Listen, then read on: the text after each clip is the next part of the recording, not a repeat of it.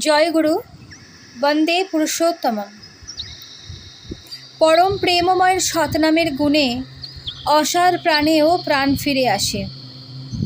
তাই আলোচনা পত্রিকা থেকে সংগৃহীত নামের মাহাত্ম্য কথা, একটি অতি বাস্তবিক ঘটনা আজ তুলে ধরব আপনাদের সাথে। জীবনে চলার পথে এমন অনেক ঘটনা ঘটে যা মনের মণিকোঠায় চিরস্মরণীয়, চিরজাগ্রত হয়ে থাকে।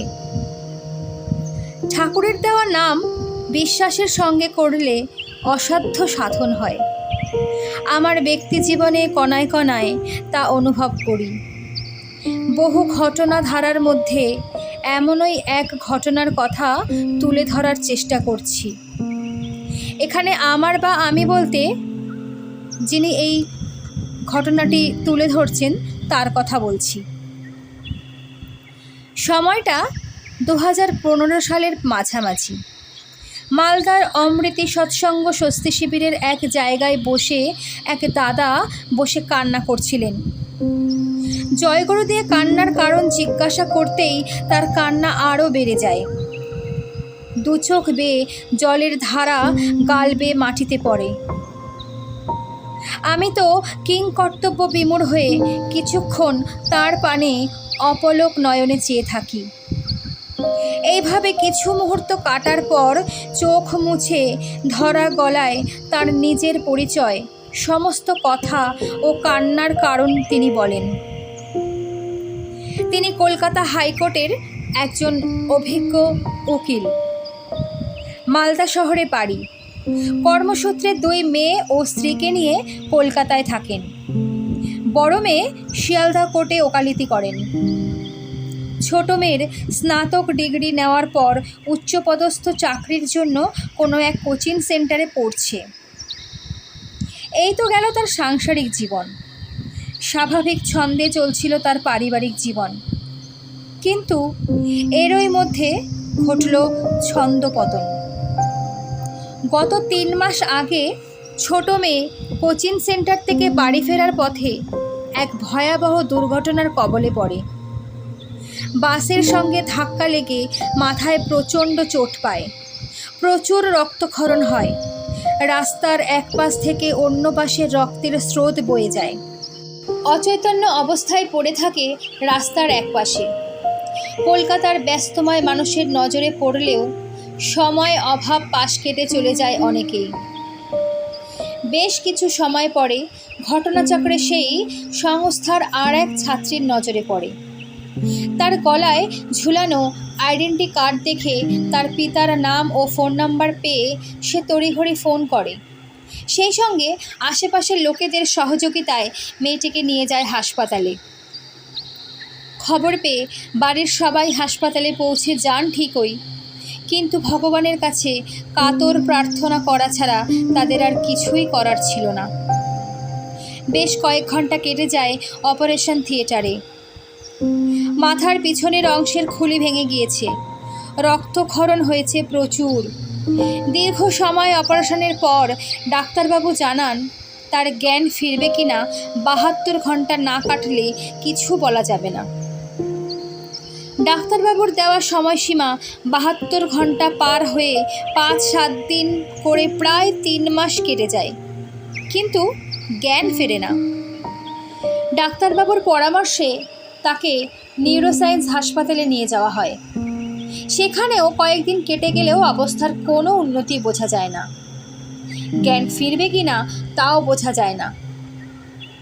ডাক্তারবাবুদের এ ব্যাপারে জিজ্ঞাসা করলে তারা শুধু ঈশ্বরের ওপর আস্থা রাখতে বলেন। এমনই দুর্বিষহ পরিস্থিতির মধ্যে কোনো এক গুরুভাইয়ের কাছে জানতে পারি পূজনীয় বাবাইদা নাকি মালদায় আসছেন। তার 100 দিনের পরিক্রমার অঙ্গ হিসাবে তিনি অমৃতি সৎসঙ্গ স্বস্তি শিবিরে পৌঁছান।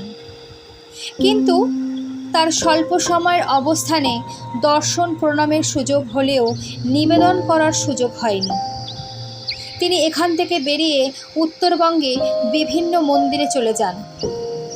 তাকে মেয়ের চিকিৎসার কাগজপত্র দেখাতে না পেরেই এই কান্নাকাটি।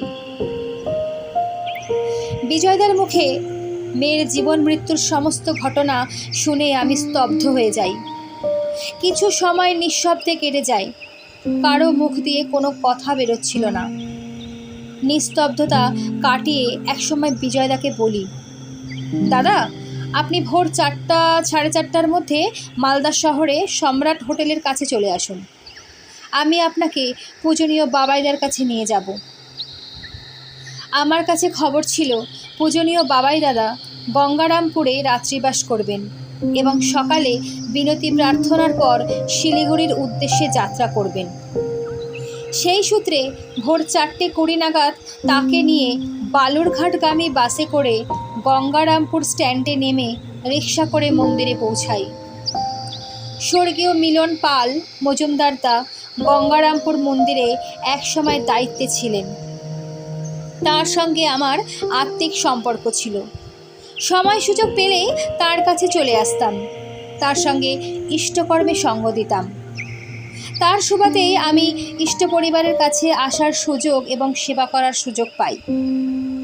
কাকিমাও অর্থাৎ মিলনদার স্ত্রী আমাকে খুব স্নেহ করতেন। যখন গঙ্গারামপুর মন্দিরে বিজয়দাকে নিয়ে প্রবেশ করি, তখন বিনতি প্রার্থনা শেষ হয়েছে। পূজনীয় বাবাইদা শ্রী শ্রী ঠাকুর, শ্রী শ্রী বড় মা, শ্রী শ্রী পিতৃদেবকে প্রণাম করে আচার্য ভবনের দিকে যাচ্ছিলেন।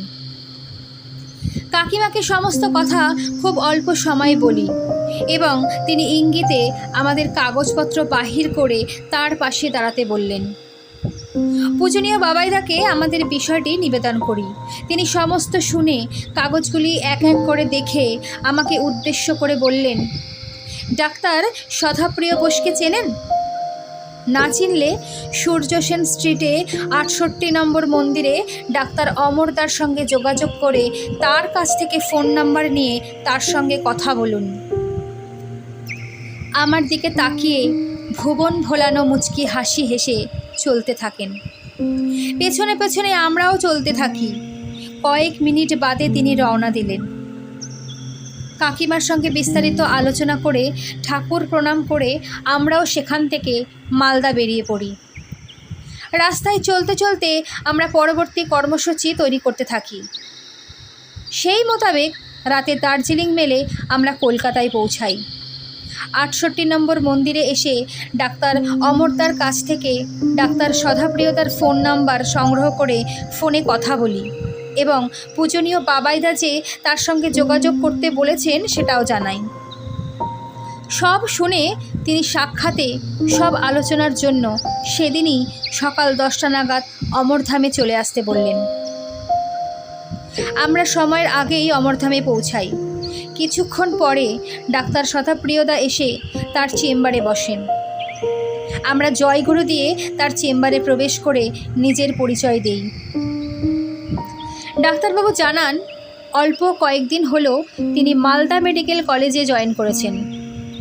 এরপর বিজয়দার মেয়ের চিকিৎসা সংক্রান্ত সমস্ত কাগজপত্র দেখতে থাকেন এবং জানান তিনি সেদিনই বিকাল 4টে নাগাদ নিউরোসায়েন্স হাসপাতালে বিজয়দার মেয়েকে দেখতে যাবেন। সেই সময় সবাইকে সেখানে উপস্থিত থাকার কথাও তিনি বললেন। আমরা তার কথা মতো বিকাল 4টা সাড়ে 4টার দিকে হাসপাতালে উপস্থিত হই।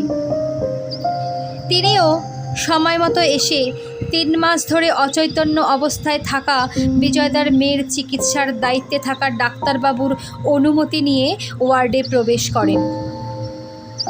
এই মুহূর্তটা জানানোর জন্যই আমার এই প্রথম লেখনী ধারণ। বিভিন্ন সৎসঙ্গে আলোচনার সুযোগ পেয়ে বা অন্যান্য গুরুভাইদের সঙ্গে গল্পেও আমার এই অবিশ্বাস্য ঘটনা তাদের জানিয়েছি। এমনকি 9ই ফেব্রুয়ারি 2023 মঙ্গলবারই সৎসঙ্গ কেন্দ্রে উদ্বোধন উপলক্ষে সাধারণ সভার মুখ্য বক্তা হিসেবে ডাক্তারবাবুর আলোচনায় এই ঘটনাটি বিস্তারিতভাবে সমস্ত মালদাবাসী তথা উৎসবের আগত সমস্ত জনসাধারণের সামনে তুলে ধরেছিলেন। আমি ডাক্তারবাবুর পাশে দাঁড়িয়ে আছি। আমার ডান দিকে বিজয়দা, রোগীর ডান দিকে তার মা, বাম দিকে তার দিদি।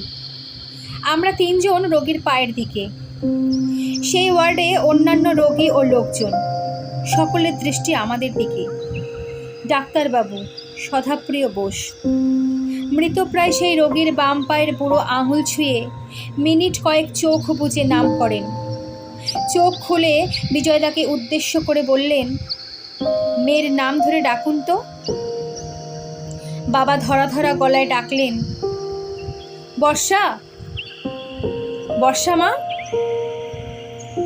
মুহূর্তের মধ্যে জাদুকরের জাদুর দণ্ড ছোঁয়ানোর মতো 3 মাস ধরে অচৈতন্য অবস্থায় পড়ে থাকা বর্ষা চোখ খুলল।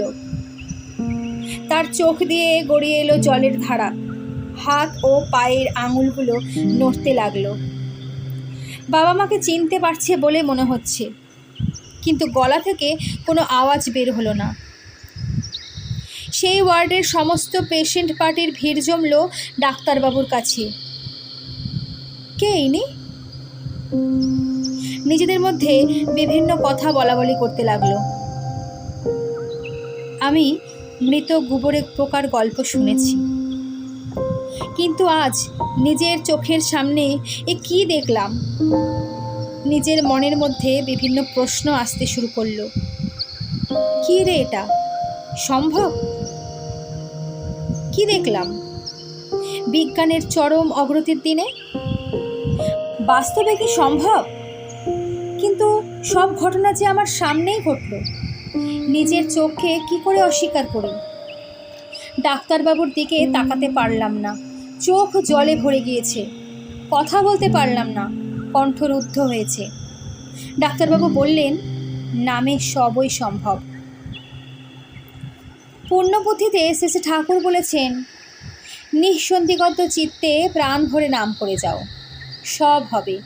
যা ভাবছ হয় না, সব হবে। অসম্ভব সম্ভব হবে। আজ বাস্তবে তার প্রমাণ পেলাম। 9 এবং 10 ফেব্রুয়ারি 2023 মঙ্গলবাড়ি সৎসঙ্গ কেন্দ্র ও মহানন্দাপল্লী সৎসঙ্গ শ্রী মন্দির উদ্বোধন উপলক্ষে ডাক্তারবাবুকে প্রধান বক্তা হিসাবে ঠাকুরবাড়ি দেওঘর থেকে পূজ্যপাদ আচার্যদেব পাঠিয়েছেন। এই সংবাদ পেয়ে বিজয়দাকে ফোন করে বলি। তিনি সংবাদ পেয়ে এসেছিলেন। ডাক্তারবাবুকে জানান, মেয়ে এখন কথা বলার চেষ্টা করছে, তবে পরিষ্কার হচ্ছে না। সেই সঙ্গে বিজয়দার দিন কয়েক আগের তোলা মেয়ের ছবিও দেখান। এই ঘটনা থেকে আমার ব্যক্তিগত উপলব্ধি, গভীর বিশ্বাসের সঙ্গে একাগ্র চিত্তে নিষ্ঠা সহকারে ঠাকুরের নাম করলে এবং তার দেওয়া পঞ্চনীতি যজন যাজন ইষ্টভৃতি সস্তায়নী ও সদাচার পালন করলে সমস্ত রকম দুঃখ কষ্ট অভাব অভিযোগ থেকে পরিত্রাণ পাওয়া সম্ভব। শ্রী ঠাকুর আবার বলেছেন, উষায় নিশায় মন্ত্র সাধন, চলাফেরায় জপ, যথাসময় ইষ্ট নির্দেশ, মূর্ত করাই তপ। শ্রী ঠাকুরের এই বাণীটি পালনের মধ্য দিয়ে নিজেরা ভালো থাকা এবং অন্যদেরও ঠাকুরের সঙ্গে যুক্ত করে ভালো রাখতে সচেষ্ট হওয়াই আমাদের প্রধান কর্তব্য। পরম পূজ্যপাদ আচার্যদেব যে নীতি নির্দেশ দান করে চলেছেন তা সার্বিক কল্যাণের জন্য। বর্তমান দিনে দীক্ষাপত্র সমীক্ষার কাজ নিঃশব্দ বিপ্লবের রূপ নিয়েছে। তার ইচ্ছাকে বাস্তব রূপ দিতে দিতে আমরা একসময় অমৃতর পথে এগিয়ে যাব। গোটা বিশ্ব সংসার সৌভ্রাতৃত্বের বন্ধনে আবদ্ধ হয়ে সূচনা করবে এক নতুন যুগের। জয় গুরু।